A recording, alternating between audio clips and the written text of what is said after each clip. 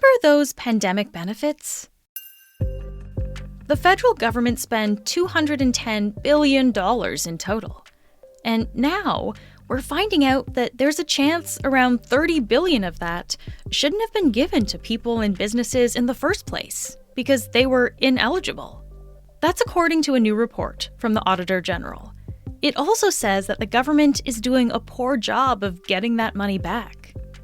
Today, the Globe's Deputy Ottawa Bureau Chief, Bill Curry, tells us what we know about where the money went and why billions of dollars are at risk of going uncollected. I'm Menaka Raman-Welms, and you're listening to The Decibel from the Globe and Mail.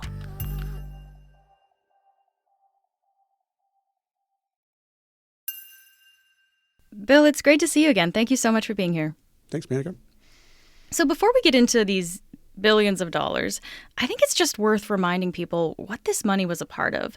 What were the benefit programs that we're talking about here?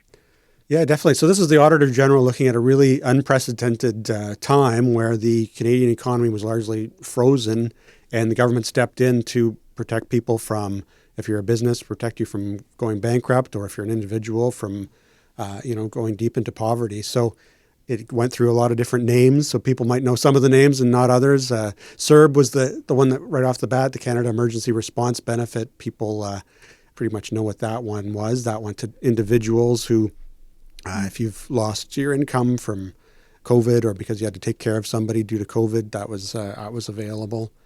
And then there was also programs for businesses, and that was called the Canada Emergency Wage Subsidy.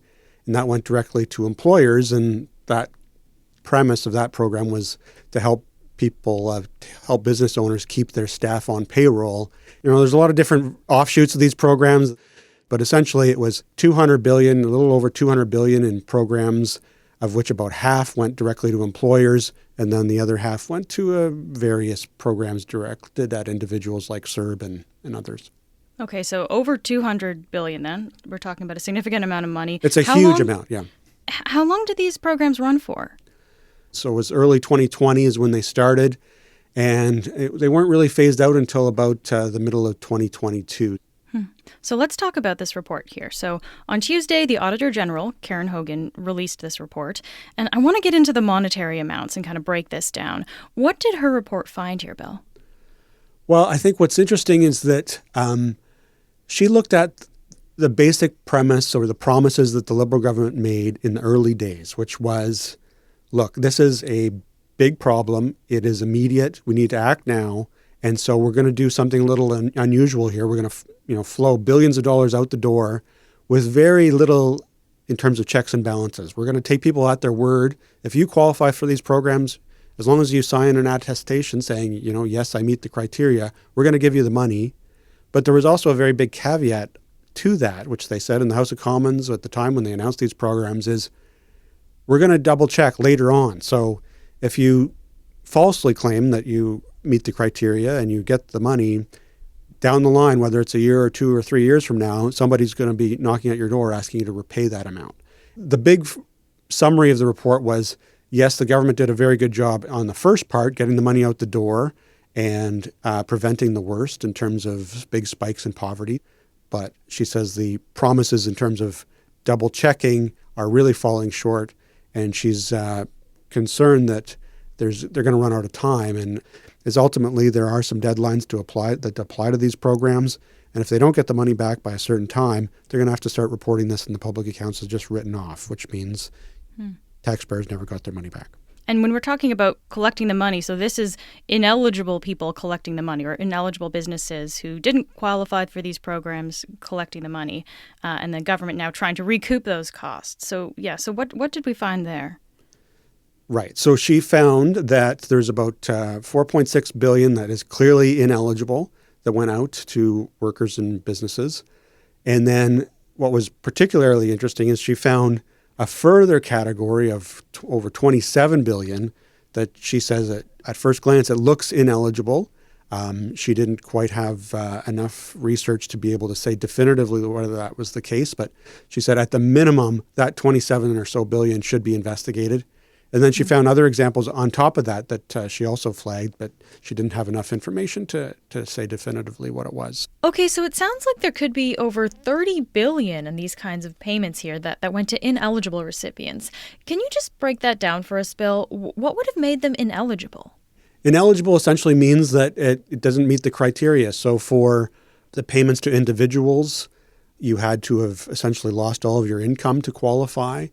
You also have had some income in the previous tax year, like $5,000, and that was just to essentially weed out people who essentially were not in the workforce to begin with, and so they were not eligible. And then for the business side, which is particularly interesting, is you had to show, if you were a business owner, that you'd had a steep drop in revenue or profits as a result of COVID. What the Auditor-General report says is there was about over $15 billion in payments to employers that it looks like they really didn't have much of a revenue drop at all. And the biggest chunk of money went to the CEWS program, which is that wage subsidy program for businesses that we're talking about here. It was over $100 billion that went to businesses. And Bill, I know that when you and other Globe colleagues looked at this report, you found something kind of surprising here about the info that the government collected in order to determine whether a business qualified or not. What did you find here? So what was interesting here in the Auditor General's report is she said the government really failed to collect really important data that would allow her or anyone else trying to review the effectiveness of this program to determine whether it was good or bad in achieving its goals. And, two specific data points that she identified. She noted that the employers were not required to provide the social security numbers of their employees. And so as a result of that, the government doesn't really know if an employer laid off people or hired people or maintained staff as they were receiving the wage subsidy. And then from another point, she says that the Canada Revenue Agency could have looked at, throughout the year, a business has to submit sales tax data to the government to give that would have provided a little bit of a sense of how a business is doing. And you could have used that to cross-reference whether a business really is having a steep drop in revenue or not. The Auditor-General says that was not done. It should have been done. And as a result, we've got a situation where potentially more than $15 billion went to companies that didn't, on the face of it, meet the criteria. And we actually don't know, over the $100 billion or so that went to this program, whether it was successful in keeping people on payroll or not. So this is a really interesting and important point here, because it sounds like if this kind of was done at the start, it would have been a lot easier to track now. But because it wasn't done, we're kind of left in the dark a little bit, unable to see where this money flowed. This was one of the few red flags, I think, that you noticed in this Auditor-General report, Bill. Can you tell me about some of the other ones? Because I understand that some money actually went to dead people. Is that right? Yeah, there was an interesting section in the back of the report where the Auditor-General says there's some areas it's not included in the $27 billion because she couldn't get enough information to really understand what happened there. But she wanted to flag it for the government to look into it further. And so some pretty interesting examples there. So, among them for the CERB, she said, over 190,000 people received that payment who appeared to have quit their jobs. It was not supposed to go to people who quit their jobs. It was people who couldn't work because of COVID. Mm-hmm. Then there was 6.1 million that went to people who were in prison for the entire time that they were receiving the benefit. As you mentioned, there's 391 dead people who received a combined 1.2 million. Wow. And then she also suggests the government might want to take a look at 2.2 million that went to 434 children under the age of 15. So how they applied it successfully for CERB is a question that the Auditor-General could not answer and thought the government should have to explain. Wow. Very interesting there. Just out of curiosity, Bill, how does the Auditor-General get these numbers that she's working with here? It's a very large shop, the Auditor-General's office, and it has a significant budget, so it can do a very thorough job and get access to information that journalists or the public don't have. What I found interesting in this report is normally in the back, there's a series of recommendations, and then the government responds to each of them. And almost all of the time they agree. But I think it's important to note that this was unusual in that in the document, they only partly agreed to the main findings of this report. The government really questions that number, that there's 27 billion or so that needs to be investigated. They don't think it's that high. And they also question whether it would be worth it to spend the extra money that would take to go after these individuals. So if the CRA is saying it's not worth going after every single penny, the Conservatives would like to see at least an estimate. Like, show us the numbers here. How much would it cost? How many people would you have to hire or devote to chasing down this money? What would be the cost to collect it? And then the Parliament could determine whether that is the right thing to do or not. But obviously, this is a sensitive topic for the government because it was a big part of their response to the pandemic. They argue that they are on the case, that they are already recouping some money, and the amount that goes uncollected is going to be a lot smaller than what the Auditor-General is warning about. The Auditor-General was asked about this later, and she says she stands by her numbers. We'll be right back. Can you maybe put these numbers in context for us a little bit, Bill? Like, according to this report, the government may be out more than $30 billion. It's kind of hard to fathom this kind of money, I think, right? For those of us who aren't dealing with this kind of money on a day-to-day basis. And if we combine the ineligible payments and the amount that the Auditor-General says need to be investigated, $30 billion is about 15% of the total COVID benefit money that was distributed. Can you put that into perspective for us? Is that a lot? Like, in terms of a big program like this, to see 15% be questioned in this way, is that significant? I cover budgets, so any number during the period of of COVID is a lot. We had a deficit of $327 billion, so that was unprecedented. The size of the federal debt grew above $1 trillion. So there are a lot of big numbers that flow from the pandemic response. The only thing we really have to compare it, and it's a fairly small comparison, is the 2008-09 financial crisis. And there was roughly about a $50 billion stimulus package that the Conservative government approved in response to that.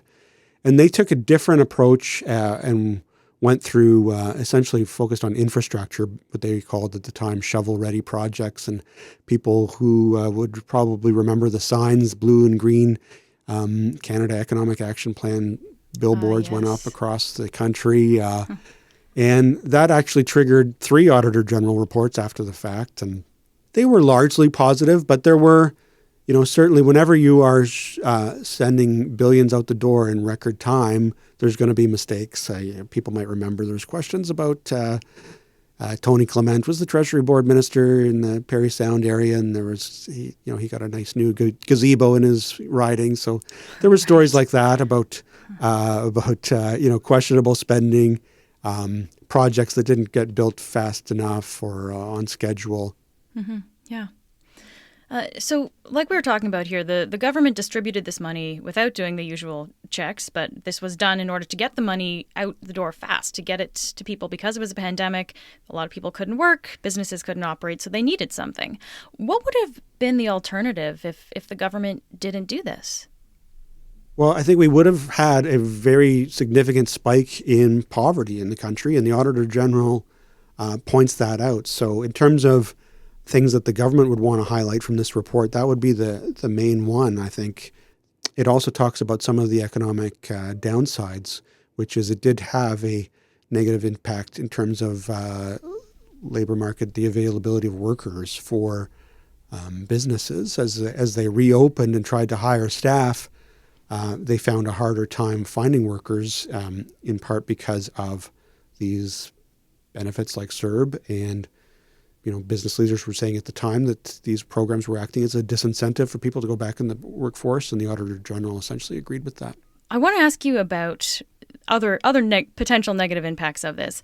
On Wednesday, the Bank of Canada raised interest rates again, which is the 7th rate hike this year. And we know this is because the bank is trying to fight inflation. And of course, pumping money into the economy like the government did during the pandemic, that can increase inflation. We know that. So what do we know about the impact that these COVID benefits had on the current inflation that we're experiencing now? Yeah, it's a great question. We had a really interesting report earlier this week from Scotiabank, which has some economists who used to work in the finance department. So I always pay close attention to their reports on these matters. And they really looked at that question of how much of the current spike in inflation is attributable to domestic factors like the federal stimulus programs that we've talked about, these benefit programs, because that is a very lively debate in the House of Commons. So we had the Scotiabank economists look at this, and where they came at is, it is a factor, but it's not the biggest factor. They said the spike in inflation is 50% due to global events outside of Canada's borders. Then another 35% or so is supply chain issues, and then only about 12% is attributed to the federal programs. The impact is not zero. It's not the biggest factor, but it is a factor. And it went further and said the impact is actually larger when you look at what the Bank of Canada is doing right now in terms of trying to raise interest rates to cool this inflation, because the Bank of Canada is focused on domestic issues. It's had kind of an outsized impact on the Bank of Canada's efforts to raise interest rates to cool inflation. So the Bank of Canada is now having to raise interest rates by a higher degree now. These federal programs helped Canadians in the moment with short-term financial pressures, but there is a cost to that, and that cost comes through higher interest rates. So anybody with a variable mortgage or who is borrowing money is now having to pay more in that way. All right. Okay. So I guess to get back to the main question, Bill, I just want to ask you about the fairness of this all here, because some individuals have already repaid money that they were ineligible for. They did that of their own accord when they got a benefit that they later learned they weren't eligible for. Wouldn't it be unfair to them if the government didn't go after the rest of the ineligible benefits that were sent out? Yeah, that's a really interesting question, and it's a very live debate on Parliament Hill. You've got the NDP. Daniel Blakey, the finance critic, suggested that there should be essentially an amnesty or a waiving of these debts based on income. So the people who are lowest income shouldn't have to pay it back. It's an interesting consideration because these programs generally went to people who are among the lowest income percentiles in Canada. So when you think of, you hear the big numbers, 27 billion, do you really want as a government to go shake down some of the lowest income individuals in the country at a time when they're already dealing with higher inflation that we were just discussing? So that's one issue. We put that to the Auditor-General. Karen Hogan said, if that's their thinking in not aggressively pursuing this, then they should just say so, which they haven't. And then Carla Qualtrough, the employment minister, gave a pretty interesting answer when we put it to her this week, where she said, it is an interesting debate about how to deal with this matter, but she pointed out, as you just did, that there is a question of fairness, that in the early days, because CERB kind of went in waves, they did actually claw back some benefits. When people got paid too much at the start, they would have got paid less in future installments. So some of that clawback has already occurred. So if some people have already had to pay it back, is it fair to go after others who haven't yet paid it back? Mm-hmm. She insists that the government is, in fact, identifying all the people who owe money and is trying to find a balance between collecting this and not, in her words, jamming Canadians. So she's looking at things like payment plans. The government ultimately is in charge of tax collection, so they can make adjustments come tax time if you owe money. So there's ways for them to collect this money. They are just a little vague in terms of how they're going about it. Wow. Bill, it was great to talk to you. Thank you so much for being here. Thanks, Menaka. That's it for today. I'm Menaka Raman-Wilms. Our producers are Madeline White, Cheryl Sutherland, and Rachel Levy-McLaughlin. David Crosby edits the show. Kasia Mihailovich is our senior producer, and Angela Pacenza is our executive editor. Thanks so much for listening, and I'll talk to you tomorrow.